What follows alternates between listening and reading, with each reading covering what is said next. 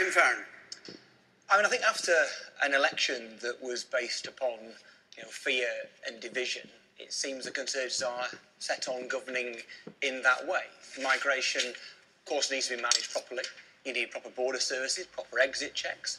But it's about time somebody said that immigration in this country is much more of a blessing than it ever has been a curse. That there is something like... that, amongst the things we fought the Conservatives over when we were in coalition with them was to make sure that higher education institutions could recruit overseas students, bearing in mind that of the 20 top universities on planet Earth, 5 of them are on this little island. Why? Because we have an open door to people who will come here and bring their talents, benefit themselves and benefit our country. And I just take the view that this is the politics of fear and division and the demonisation of those who are other than ourselves. It does not help our country. It does not make Britain great. Is it right? Is it right to have any kind of target?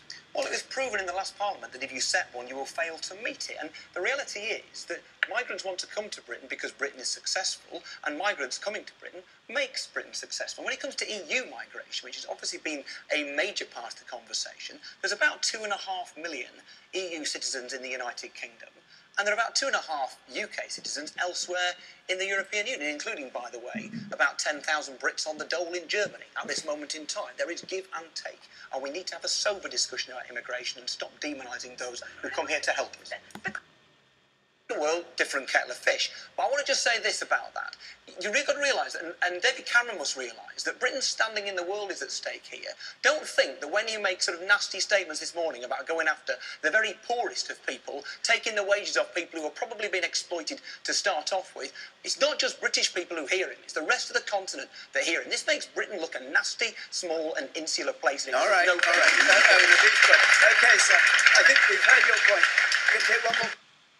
To continue in the EU. Tim Farron. Well, I mean, could we survive on our own? Yes, but we'd be a lot poorer, an awful lot poorer. We could leave the European Union and become part of the free trade area, so we'd have the same access to the European Union. We just have no say whatsoever on any of the rules. If you want to lose sovereignty, leave the EU. That's the way to do it. Or you can also recognise that we're looking at 3 million jobs in this country, 51% of our exports, 52% of our imports with the European Union. Absolute madness, an anti-patriotic act to leave the European Union. And nobody's been making that case in a passionate way. This debate about the referendum has sadly been about trying to bridge the gap between the two wings of the Tory party, the sensible wing and the exit wing. And what I would say is this. There are so many reasons being in the European Union, and we've not been making the case strong enough. Yes, the economic reason is absolutely compelling. But you know what? The biggest threat facing business and everybody else on this planet is climate change. You're going to tackle that on your own? No way. You tackle it across a continent working together. Just think there are 28 countries in the European Union, 6 of whom, 25 years ago, had nuclear weapons on their soil pointed right here. And today we're sat around a table talking to each other. If that was the only reason being in the EU, that would do for me.